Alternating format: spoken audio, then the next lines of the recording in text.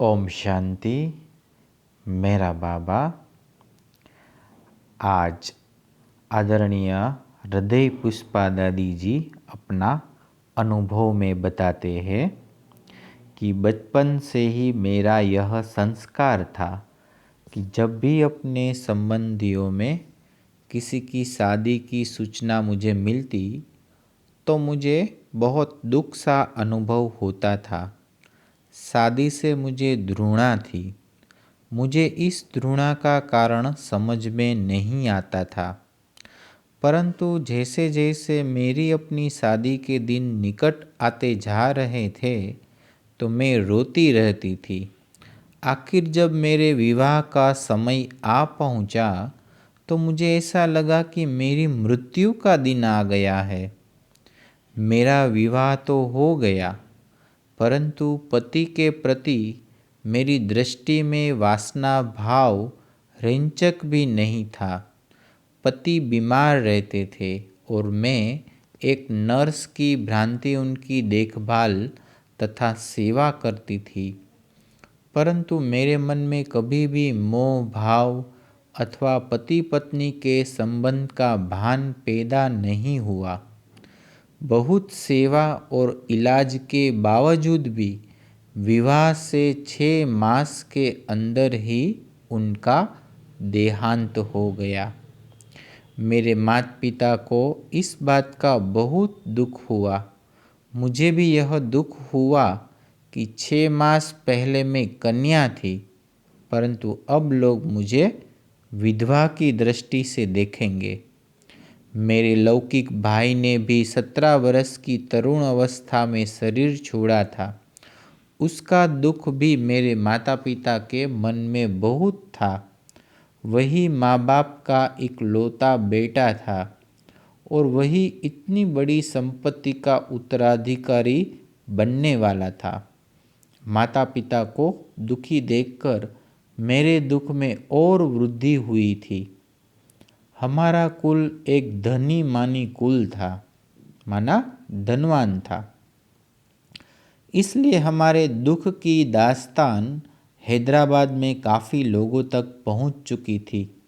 स्वयं बाबा ने भी हमारी गाथा सुन रखी थी।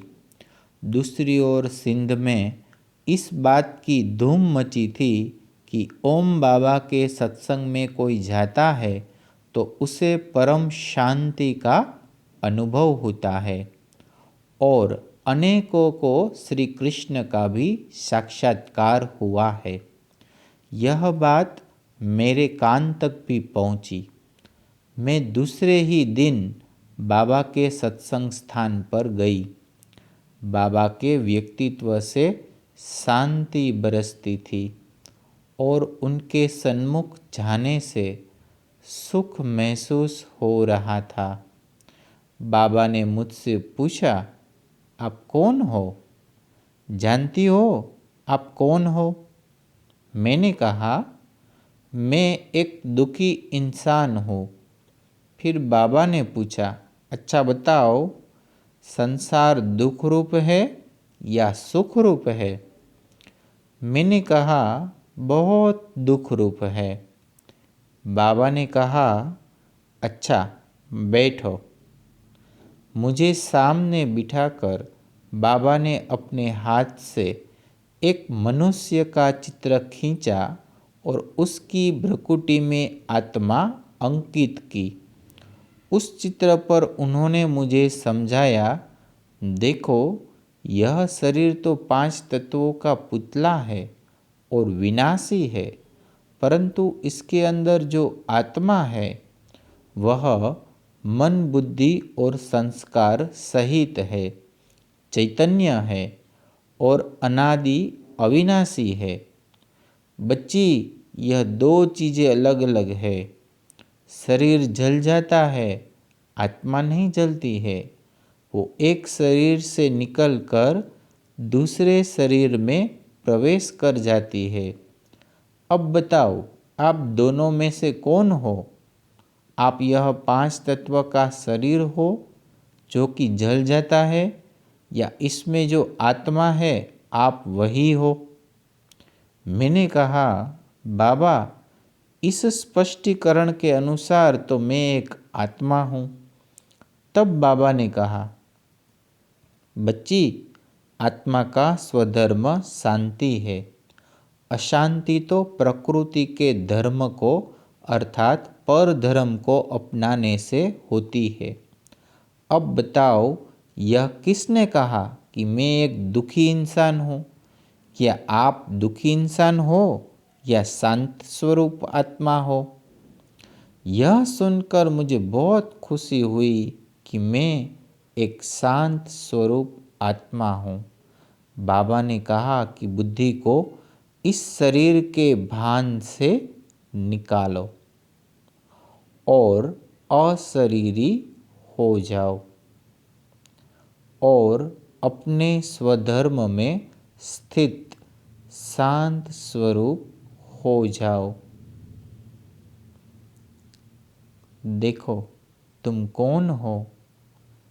देख रही हो कैसा तुम्हारा स्वरूप है? ऐसे सुनते सुनते मैं आत्मा के स्वरूप में स्थित हो गई और शरीर को भूल गई। इस बीच मैंने देखा कि आत्मा बिंदु स्वरूप है और वो ऊपर ऊपर उड़कर शरीर से अलग होती जा रही है। फिर ऐसा महसूस हुआ कि आत्मा विस्मृति से स्मृति में आती जा रही है। जैसे बादल दूर होने से चांद दिखाई देता है, मुझे लगा कि अज्ञान का पर्दा दूर होने से बहुत खुशी हुई है। मैं लगभग 2 घंटे उस सहज समाधि अथवा आत्मनिष्ठ अवस्था में गदगद हो बैठी रही। जब उस अवस्था से कुछ नीचे उतरी, तब बाबा ने मुझे बुलाया और पूछा, अब बताओ कि आप कौन हो? मैंने कहा, मैं एक आत्मा हूँ। बाबा ने फिर पूछा, अब आप दुखी हो या सुखी? मैंने कहा, मैं एक शांत स्वरूप अथवा सुख स्वरूप आत्मा हूँ। मेरे जैसा सुखी कोई नहीं है। बाबा ने पूछा, संसार दुख स्वरूप है या सुख स्वरूप? तो मैंने कहा, सुख रूप है। तब बाबा ने कहा, अच्छा, आज का पाठ पक्का करना और फिर कल मैं दूसरा पाठ पढ़ाऊंगा। तो उस समय मेरा मन कुछ इस प्रकार गा रहा था। क्या गा रहा था? तुमने मुझको ज्ञान सुनाया, सोए हुए हृदय को जगाया। तुमने मुझको योग सिखाया, मनुष्य से देव बनाया। जगाकर आत्मनिष्ठ बनाया, एक घड़ी में योगी बनाया। अहम और मम का राज बताया। अहम आत्मा और मम मना प्रकृति तख्त ते ताउस बिठाया। जगाकर पवित्र मार्ग दिखाया। तो यह दादी जी के मन में ऐसा चल रहा था। फिर मैं जब बाबा के पास आई थी तो मन ही मन में रोती हुई आई थी और अब हंसते हुए घर लौट रही थी। मेरी अवस्था आत्मस्थित और हर्षमयी थी। मुझे एक अलौकिक नशा सा था। मैंने घर में जाकर अपनी दुखी माता को भी यह ज्ञान वार्तालाप सुनाया। मैंने माता जी को कहा, आप रोती क्यों हो? प्रकृति के बने शरीर तो नाशवंत है ही, उनके लिए क्या रोना? आत्मा तो अजर अमर अविनाशी है। आप तो शांत स्वरूप हो। माता जी को यह बातें बहुत ही अच्छी लगती। वो मुझसे कहा करती कि तुम प्रतिदिन जाकर ज्ञान सुनाया करो और मुझे भी सुनाया करो। मैंने एक दिन बाबा को स्वयं ही अपनी लौकिक माता के दुख का समाचार सुनाया। बाबा ने कहा, अच्छा, मैं उनके पास चलता हूँ। बस उसी घड़ी दयालु बाबा हमारे साथ चले। हमारी दुखी माता को शांति देने। हम वहाँ पहुँचे। आहा, मेरी लौकिक माता बाबा को देखते ही एक सेकंड में देह भान को भूल गई और विष्णु चतुर्भुज का दिव्य साक्षात्कार करने लगी।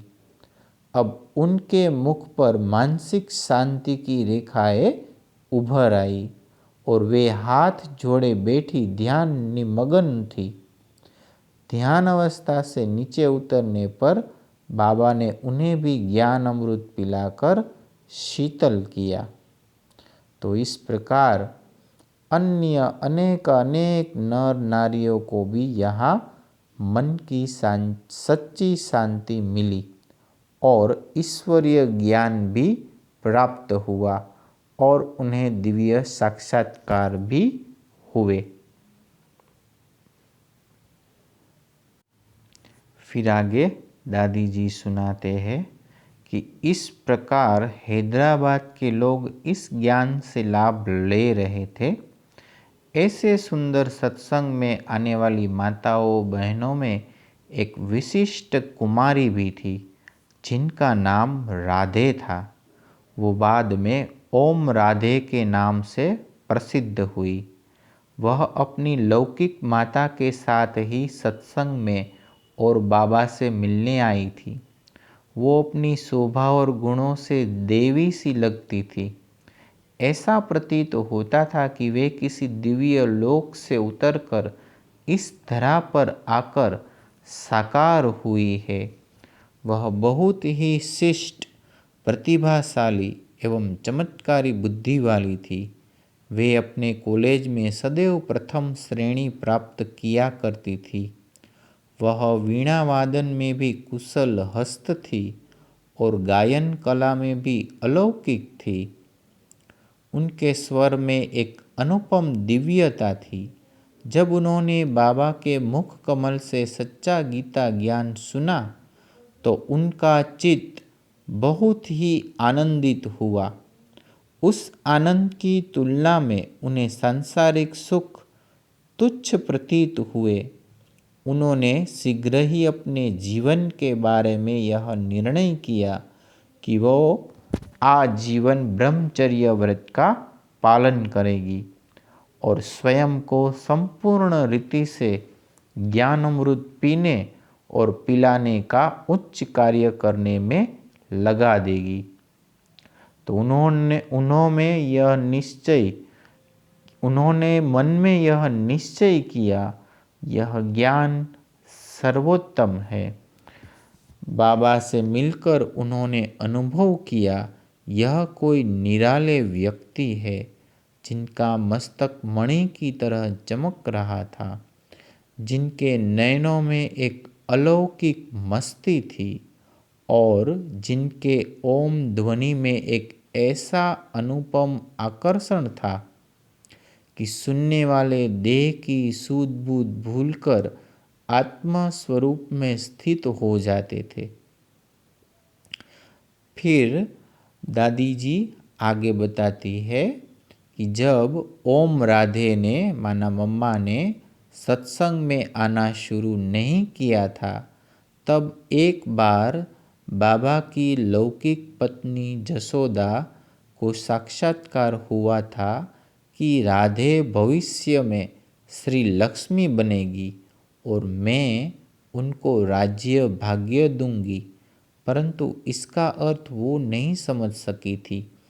अब जब वो ईश्वरीय सत्संग में आने लगी तो बाबा ने समझाया कि इस विश्व ड्रामा में राधे का बहुत ही ऊंचा पार्ट है और कि ईश्वरीय ज्ञान तथा दिव्य गुणों की धारणा और सहज राजयोग के अभ्यास के फलस्वरूप आने वाली सतयुगी सृष्टि में वे श्री लक्ष्मी पद प्राप्त करेगी। तो फिर ऐसा ही हुआ। वो बाबा द्वारा जो ईश्वरीय ज्ञान सुनती उसे धारण करके वे ऐसी अच्छी तरह से समझाती थी कि सभी के बहुत हर्ष होता था। कुछ ही समय के बाद सबके मन से यह बोल निकलते थे, योगिन प्यारी ऋषि कुमारी ज्ञान की बंसी बजाए, ओम राधे विदेह मुक्त बनाए। सरस्वती प्यारी ब्रह्मा कुमारी गीता की मुरली बजाए, महतारी ओम के अर्थ टिकाए। मोह ममता की फांसी से अब जिया मेरा घबराए, पांच विकार की आग लगी है श्वास वृद्धा जाए। माता गंगा जल बरसाए, अम्बा प्यारी ज्ञान भंडारी ज्ञान अमृत पिलाए। ब्रह्मा कुमारी सरस्वती माता विदेह मुक्त बनाए। तो इस तरह से मम्मा का भी यज्ञ में कैसे शुभारंभ हुआ, कैसे मम्मा जो है वो आए, वो आज हमको दादी जी ने अपने शब्दों में बताया। अच्छा, ओम शांति। शुक्रिया बाबा, शुक्रिया।